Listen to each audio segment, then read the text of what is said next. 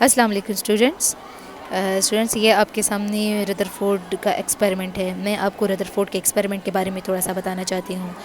देखिए, एटम का जो स्ट्रक्चर है, एटम के स्ट्रक्चर को बताने के लिए रदरफोर्ड ने ये वाला एक्सपेरिमेंट किया था।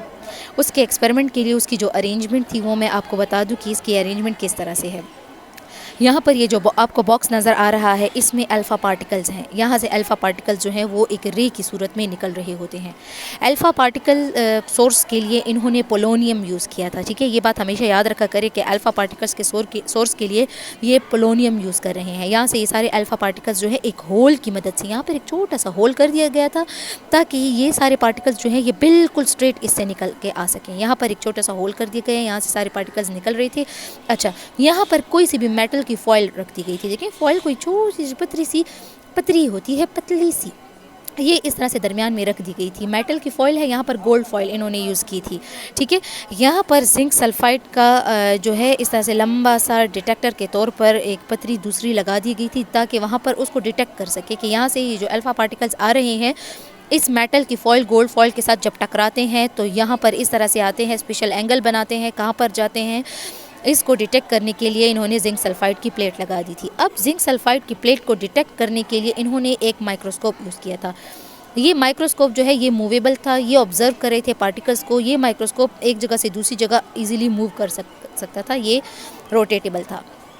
अब क्या हुआ, यहाँ से सारे के सारे पार्टिकल्स जो हैं जैसे ही स्ट्रेट आए, गोल्ड फॉइल पर टकराए, कुछ पार्टिकल्स जो थे वो सीधे चले गए, कुछ पार्टिकल्स जो थे उन्होंने इस तरह से एंगल बना लिया और वो इस तरह से झुक गए ऐसे, और कुछ पार्टिकल्स दो ऐसे थे जो कि यहाँ पर टकराए और फिर दोबारा अपनी ही रास्ते पे बाउंस बैक हो गए, टकरा के वापस चले गए।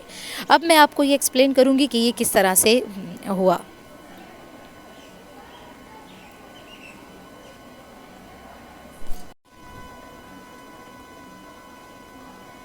चलिए, ये रदरफोर्ड का एक्सपेरिमेंट, मैं आपको पिछले वीडियो में मैंने रदरफोर्ड का एक्सपेरिमेंट बताया ना।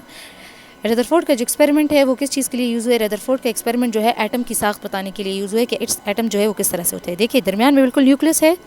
ठीक है, ये दरमियान में न्यूक्लियस होता है। ठीक है, इसके इर्द शेल्स हैं, इसको शेल्स भी कहते हैं, एनर्जी लेवल्स भी कहते हैं, इसको ऑर्बिट्स भी कहते हैं।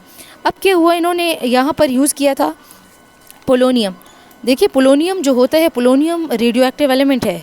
पोलोनियम को इन्होंने क्या किया, एक बॉक्स में बंद किया था। ठीक है, इस बॉक्स में उन्होंने छोटा सा होल कर दिया था तो उससे सारे अल्फ़ा पार्टिकल्स निकल रहे थे। ये वाले अल्फ़ा पार्टिकल्स यहाँ से बिल्कुल स्ट्रेट जा रहे थे। ठीक है, ये इस तरह से एटम के साथ टकराए हैं। ये एटम के साथ जिस तरह से टकराए, जैसे ही न्यूक्लियस के साथ टकराए हैं, ये अपने ही रास्ते पे वापस आ गए हैं। इनमें से सिर्फ 2 रेज ऐसी थी जो कि वापस अपने रास्ते पे बाउंस बैक हो गई। वो इसलिए बाउंस बैक हुई क्योंकि आपको पता है न्यूक्लियस जो होता है वो हार्ड स्ट्रक्चर है, वो हार्ड स्ट्रक्चर है। तो जैसे ही अल्फ़ा रेज आई, ये अल्फ़ा रेज जो है न्यूक्लियस के साथ टकराने के बाद वापस अपने रास्ते पे चली गई। कुछ रेज जो थी वो इस तरह से जो शेल्स होते हैं, जो इलेक्ट्रॉन के शेल्स होते हैं, इससे गई। यहाँ पर इन्होंने जो पतरी सी यूज़ की थी यहाँ पर इस तरह से डिटेक्ट करने के लिए, लेड की पतरी जो यहाँ पर यूज़ की थी, इन्होंने देखा कि ये जो रेज होती हैं ये इसके साथ इस तरह से टकराती हैं और कुछ ना कुछ एंगल बनाती हुई इस तरह से चली जाती हैं। कुछ रेज फिर इस तरह से आती हैं, यहाँ पर लेड के साथ टकराती हैं और ख़ास एंगल बना के वापस अपने रास्ते पे इस तरह से चली जाती हैं। जो एंगल बना के जाने वाली रेस थी वो टोटल 8 थी। 8 रेस ऐसी थी जो कि एंगल बना के वापस चली गई। 2 रेस अपने रास्ते पे वापस आ गई। 8 रेस जो थी उन्होंने एंगल बना लिया। रदरफोर्ड ने ये कंक्लूड किया कि ये जो 2 रेज़ हैं जो अपने रास्ते पे वापस आती हैं, तो एटम के अंदर कोई ऐसी चीज़ है जो कि हार्ड है, जो कि सख्त है, जिसके साथ अल्फ़ा रेज़ टकराने के बाद अपने रास्ते पे वापस आ गई हैं। फिर उसने ये कंक्लूड किया कि जो 8 रेज़ थी वो बिल्कुल सीधी चली गई और लेड के साथ टकराने के बाद उन्होंने ख़ास एंगल बना लिया। तो उन्होंने कहा कि ये वाली जगह जो है, जो एटम में मोस्टली स्पेस जो है वो एम्प्टी है। ठीक है, एम्प्टी स्पेसेस में क्या होता है कि रेज़ जो है वो जाती है और यहाँ पर लेड के साथ टकराने के बाद ख़ास एंगल बनाती है और अपना एंगल चेंज करके दोबारा अपने सोर्स की तरफ आने की कोशिश करती है। रदरफोर्ड के एक्सपेरिमेंट से एक बहुत बड़ा फ़ायदा जो है वो ये हुआ कि ये पता चल गया कि एटम के दरमियान में कोई हार्ड मास मौजूद है, एटम के दरमियान में खाली स्पेसेस भी मौजूद है और कोई ऐसा चार्ज पार्टिकल ज़रूर है जो कि उसके इर्द गिर्द रिवॉल्व कर रहा है। फिर उसने इलेक्ट्रॉन की तरफ इशारा दिया कि ये सारे के सारे जो है वो इलेक्ट्रॉन्स हैं। इलेक्ट्रॉन्स की इलेक्ट्रॉनिक कॉन्फ़िगरेशन मैं आपको पिछले पेपर में बता चुकी हूँ कि वो आप जो है वो आप अकबर रूल के ज़रिए से भी बता सकती हैं कि इसमें कितने होते हैं। जो शेल्स होते हैं और के शेल होते हैं, एल शेल, एम शेल और जो सब शेल्स होते हैं उसमें कितने कितने इलेक्ट्रॉन ऑक्यूपाई करते हैं वो आप 2n² के रूल के ज़रिए से फाइंड आउट कर सकती हैं। 2n² का जो रूल होता है वो हमने शेल्स के बारे में बताते हैं कि शेल्स में कितने इलेक्ट्रॉन्स होते हैं। देखिए एक चीज़ में हमेशा स्टूडेंट्स कंफ्यूज होते हैं कि एल एम एन अल्फ़ा जो जितने भी अल्फ़ाबेट्स हैं ये कैपिटल होते हैं तो इनको हम शेल्स कहते हैं, और जो SPDF होते हैं जो स्मॉल अल्फ़ाबेट्स होते हैं, जिस तरह से S एब्रिवेटेड है sharp, P principal, D diffusible और F फंडामेंटल, ये सब शेल्स होते हैं। शेल्स जो हैं वो बड़े होते हैं, सब शेल्स जो होते हैं वो छोटे होते हैं। शेल्स के अंदर सब शेल्स मौजूद होते हैं। अब के शेल जो है वो 1 है उसका नंबर, तो उसके अंदर सिर्फ एक सब शेल मौजूद होगा S। जो L है उसका नंबर 2 है तो इसके अंदर 2 सब शेल होंगे S और P। M जो है उसका नंबर 3 है तो उसमें 3 सब शेल्स होंगे S P D, और N जो है उसका नंबर 4 है तो उसमें 4 सब शेल्स हैं S P D F। Rutherford ने तो हमें एटम के स्ट्रक्चर के बारे में बता दिया था कि उसमें न्यूट्रॉन, इलेक्ट्रॉन और प्रोटॉन मौजूद होते हैं। ड्रॉबैक्स जो है रदरफोर्ड एटॉमिक मॉडल के वो 2 थे। 2 ड्रॉबैक्स मौजूद थी एटॉमिक मॉडल में, रदरफोर्ड ने जो बताया था वो ये थी कि अकॉर्डिंग टू मैक्सवेल थ्योरी वो ये कहता था कि वो जो इलेक्ट्रॉन होते हैं वो न्यूक्लियस के इर्द गिर्द रिवॉल्व करते हैं। वो जब एक रेवोल्यूशन को कंप्लीट करते हैं तो वो एनर्जी लॉस करते हैं। तो होना तो ये चाहिए था कि वो जब वो एक चक्कर लगाते हैं एनर्जी उनसे निकलती है, वो नेक्स्ट शेल में चले जाते हैं और फिर जब वो दोबारा रिवॉल्व करते हैं एनर्जी उनसे एलिमिनेट होती है, वो थर्ड शेल में आते हैं और इस तरह से कंटिन्यूसली वो जो इसके इर्द गिर्द रिवॉल्व कर रहे होते हैं तो उससे बहुत सारी एनर्जी निकलती है। तो होना तो ये चाहिए कि जिस तरह से वो इसके इर्द गिर्द रिवॉल्व करते हैं इलेक्ट्रॉन आते आते न्यूक्लियस में आके गिर जाए और वो डिस्ट्रॉय हो जाए, वो ख़त्म हो जाए, जबकि ऐसा था नहीं। ये बिल्कुल गलत था, ये उसका ड्रॉबैक था। तो उसको फुलफ़िल करने के लिए फिर नील बोहर आया। नील बोहर ने इस तरह से कहा कि एक इलेक्ट्रॉन जो होता है वो सिर्फ अपने शेल में ही रिवॉल्व कर रहा होता है। वो इस तरह से नहीं है कि एक रेवोल्यूशन को कंप्लीट करते और एनर्जी जो है वो इससे चली जाती है और वो नेक्स्ट शेल में चला जाता है। वो इस तरह से नहीं था। ये जो है ये कंटिन्यूसली रिवॉल्व करता है और अपने ही शेल में रहता है। फिर सेकंड ड्रॉबैक ये था रदरफोर्ड का कि वो कहता था कि इलेक्ट्रॉन जब इसके इर्द गिर्द रिवॉल्व करते हैं वो एक स्पेक्ट्रम प्रोड्यूस करते हैं। रदरफोर्ड ने कहा कि ये कंटिन्यूस स्पेक्ट्रम प्रोवाइड करता है। जो इलेक्ट्रॉन इसके इर्द गिर्द रिवॉल्व कर रहे होते हैं वो कंटिन्यूस स्पेक्ट्रम बनाते हैं, जबकि ऐसा बिल्कुल भी नहीं था। इलेक्ट्रॉन जब इसके इर्द गिर्द रिवॉल्व कर रहे होते हैं वो लाइन स्पेक्ट्रम देते हैं, कंटिन्यूस स्पेक्ट्रम नहीं देते।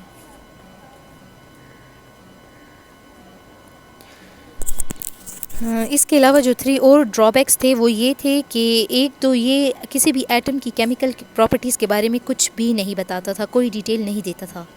सेकंड ये था कि इसमें अरेंजमेंट ऑफ इलेक्ट्रॉन्स नहीं थी, जिसको इलेक्ट्रॉनिक कॉन्फ़िगरेशन कहते हैं। रदरफोर्ड जो है वो कुछ भी अरेंजमेंट ऑफ इलेक्ट्रॉन के बारे में कुछ भी नहीं कहता था, जो कि नील बोहर ने फिर कहा कि अरेंजमेंट किस तरह से होती है इलेक्ट्रॉन्स की शेल्स में और सब शेल्स में।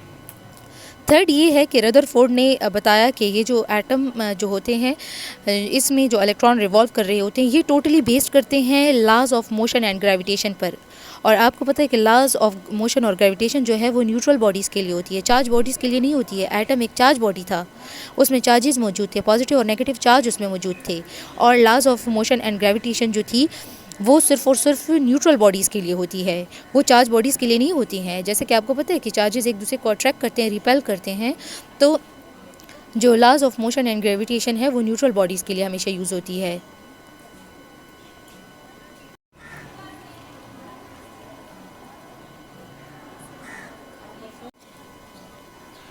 चलिए मैं आपको आज बताऊंगी बोहर एटॉमिक मॉडल के बारे में कि बोहर एटॉमिक मॉडल के इस तरह से किसको क्या कहते हैं। बोहर एटॉमिक मॉडल हमें इलेक्ट्रॉन्स के बारे में क्या कहता है। नील बोहर, जैसे कि हमने पढ़ चुका है कि एक ही साइंटिस्ट था, नील बोहर ने इलेक्ट्रॉनिक कॉन्फ़िगरेशन के बारे में बताया था कि इलेक्ट्रॉन्स जो होते हैं वो किस तरह से न्यूक्लियस के इर्द गिर्द रिवॉल्व करते हैं। इलेक्ट्रॉन का जो रास्ता होता है उसको शेल्स भी कहते हैं, उसको ऑर्बिट्स भी कहते हैं और उसको as well as energy level भी कहते हैं।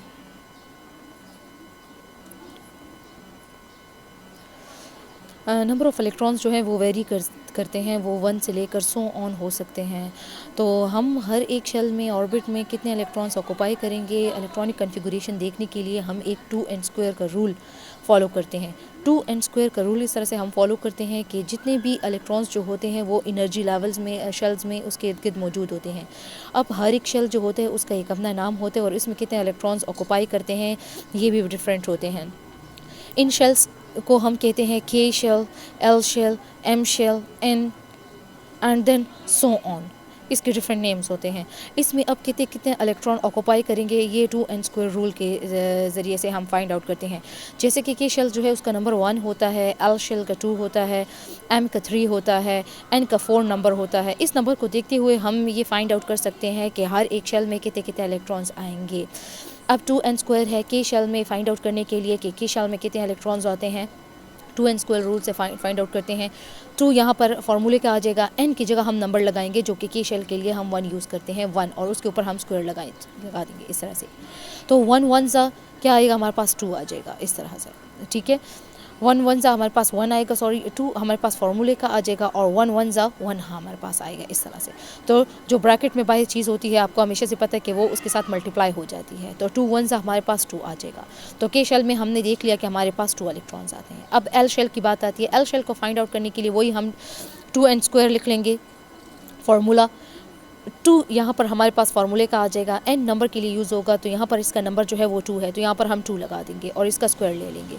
तो इसका जब हम स्क्वायर ले लेंगे इसको मैं आपको खोल के भी बता सकती हूँ कि इसको हम इस तरह से खोल के लिख सकते हैं कि 2 मल्टीप्लाई 2, इसका ये मतलब होता है। तो 2 2 हमारे पास 4 आ जाएगा और ये हमारे पास 2 जो है फार्मूले का ये हम ने बाहर जो लिखा होगा ये इसके साथ मल्टीप्लाई हो जाएगा। तो 2 4 8 आ जाएगा। तो हमारे पास L शेल में 8 इलेक्ट्रॉन्स ऑक्यूपाई करेंगे। फिर M शेल की बात आती है। M शेल को भी फाइंड आउट करने के लिए हम वही वाला फार्मूला यूज़ करेंगे। हम क्या करेंगे 2n² का फार्मूला लिख लेंगे। 2 हमारे पास आ जाएगा फार्मूले का, n यहाँ पर नंबर है और n नंबर जो है वो हमारे पास 3 है, ठीक है। ये हमारे पास 3 आ जाएगा और इसका स्क्वायर ले लेंगे तो 3 3 9 आ जाएंगे और यहाँ पर हम लिख लेंगे 2 तो 2 9 18। तो हमारे पास M शेल में 18 इलेक्ट्रॉन्स आते हैं। अब आते हैं n की बारी है, इसको भी हम फाइंड आउट करते हैं बिल्कुल इसी तरह से फार्मूले के ज़रिए से 2n²। तो 2 हमारे पास फार्मूले का आ जाएगा, n यहाँ पर नंबर है जो कि हमारे पास 4 है, 4 का हम स्क्वायर ले लेंगे, ये हमारे पास 4 4 8 आ जाएगा और 2 तो इस तरह से 4 4 हमारे पास 16 आएगा, 4 4 16। तो 16 को 2 के साथ मल्टीप्लाई करेंगे ये हमारे पास आ जाएगा 32। तो n शेल में हमारे पास टोटल 32 आएंगे। इस तरह से सो ऑन आप जितने भी शेल्स होते हैं उसको आप फाइंड आउट कर सकते हैं कि उसमें कितने नंबर ऑफ़ इलेक्ट्रॉन ऑक्यूपाई करेंगे। देखिए ये हमारे पास शेल्स है।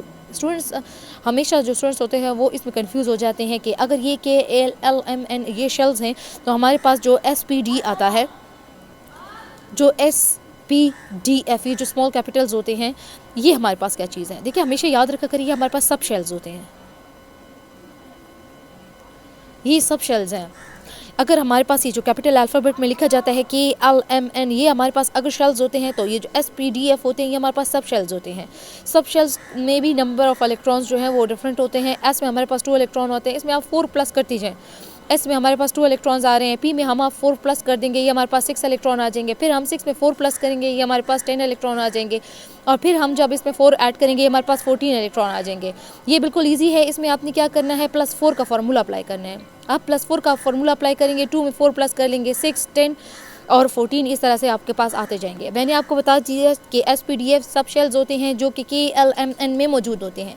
अब मैं आपको यहाँ पर एक और बात क्लियर कर देती हूँ। अगर K का नंबर 1 है तो यहाँ पर हमारे पास सिर्फ 1S सब शेल आएंगे। अगर L का नंबर हमारे पास 2 है तो इसमें S और P सब शेल आएंगे।